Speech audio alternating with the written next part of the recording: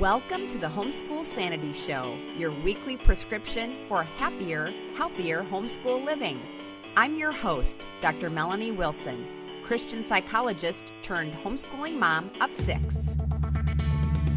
Hey homeschoolers, we're nearing the end of the homeschool year, and I felt like it was falling flat.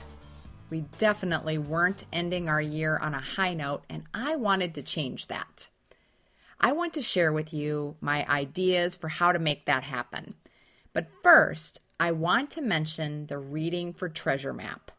This map is part of the Grammar Galaxy curriculum and makes reading motivating. I realized it would make a great summer reading program. You can download your free copy at grammargalaxybooks.com/treasure.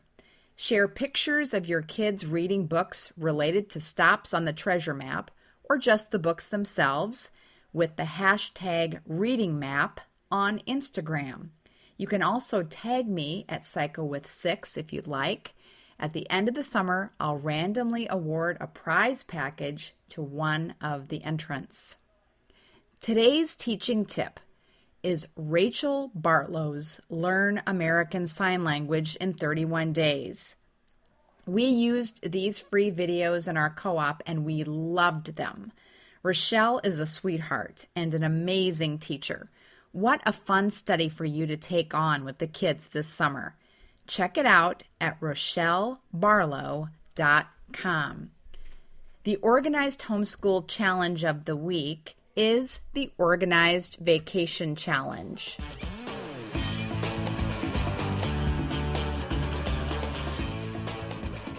Vacations should be fun and relaxing, but after planning and packing for them, stressful. First, discuss plans with your spouse. What is your idea of a good vacation? Whether you're planning a trip for the family, just the two of you, or individual trips. Share your ideal and then pray about how these fit with your budget, schedule, and commitments. The earlier you plan, the more likely you can save money and avoid disappointments. Number 2, discuss activities with kids. My husband loves to tell about the time his parents took all 6 of them on vacation to Colorado, only for them to beg to go home to the lake they loved.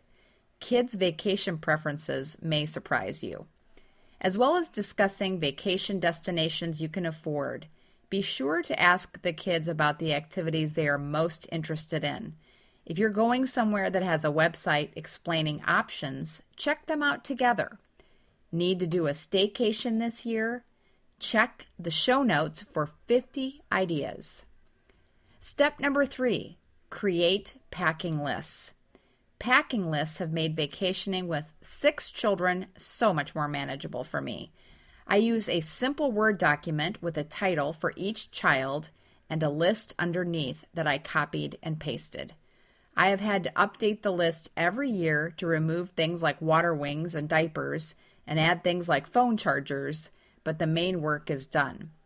The best part of my packing lists, I have different lists for weekend and week-long trips that I store on Dropbox, is the kids use them to pack for themselves. They love doing it, actually. Depending on the age of the child, I will check to see what they've packed, but it takes very little of my time. Step number 4, purchase needed supplies. Mentally walk through your whole vacation. See yourself getting into the car and remembering that Sam has motion sickness and will need Bonine, my favorite, before you leave. Do you have any? If not, put it on your list. A fun way to determine what you need is to ask the kids to help you make a list. As my children get older, I find I need more luggage. Buy anything you need that isn't perishable now. It's one less thing you'll have to worry about when you're getting ready to go. I also love having separate travel toiletries stored in hanging bags. Happy organizing for your vacation.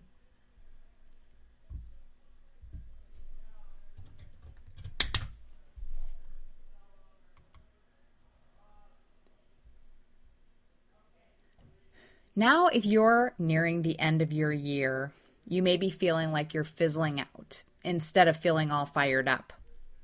I know that's what was happening in our school. I was ready to be done for sure, but I wanted to feel good about what we've accomplished. Remember my recent podcast on being disappointed in your homeschool year? I also wanted to teach the kids by example how to persevere to the end. I chatted with friends from homeschoolscopes.tv, and this is what I decided. Number 1, decide on a finishing line. What if you're not where you plan to be at this point with school? I think you have a couple of options that can help you end your year well. First, you can decide to challenge yourselves and finish anyway. I've shared with you before how I created an end-of-the-year checklist for each of my kids, and their motivation soared. They were determined to finish in time and so completed tons of math and reading in record time. With subjects we were behind on as a family, the kids agreed to do double and even triple lessons so we could finish. I love the lesson within the lesson. Don't give up, but give your work even more attention. But there are kids and subjects for which the nose to the grindstone approach isn't appropriate. In that case, decide on a challenging but not impossible goal. Make a new lesson plan for your child for the end of the year, or choose a good stopping point. I did this with our Bible curriculum this year and decided to finish with one book without starting another. I also created a new lesson plan for one of my kids. The point is to choose a finish line you can cross. Step number 2, do something different. One of the reasons our studies start to fall apart this time of year is from a desire for something new. We want to get outside, be done with a book, or learn something completely different. So while you are challenging yourself to cross your finish line, mix things up. We like to take our studies outside this time of year, and even to a new room in the house. This is a great time of year to add in more field trips, nature studies, and PE. Even traditional schools understand spring fever and do more of these things this time of year. It may also be a good time to start a short unit study. I added a unit study on disaster preparedness that I hadn't planned on doing for our co-op, and I really enjoyed teaching it. I was ready to learn something new too. Step number 3, plan a celebration. We always had some kind of water fight at the end of the year when I was a kid in school. On our last day of co-op, the kids had a water balloon fight and loved it. They ordered more balloons to have another fight later. The other end-of-the-year tradition I remember was some kind of outdoor competitive games. We do that as homeschoolers too. In fact, we like it so much that we go to 2 events where the kids can compete and hang out with friends. At the suggestion of a friend on Periscope, I planned an educational competition as well. I created a Jeopardy game using questions from many of the topics we've studied in co-op this year. Our co-op friends went out to eat together, which was also a nice treat. My favorite way, by far, to celebrate the end of the homeschool year, however, is to go on vacation.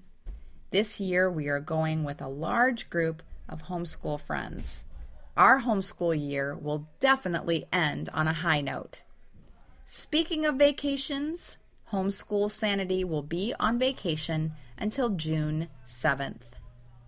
This week's action steps are to download your free reading map at grammargalaxybooks.com/treasure, sign up for your free American Sign Language course at rochellebarlow.com, and end your year on a high note by deciding on a finish line, doing something different, and planning a celebration. Find the links to this week's episode at homeschoolsanity.com/year end. Have a happy homeschool week. Thank you for joining me for the Homeschool Sanity Show. This has been a production of the Ultimate Homeschool Radio Network.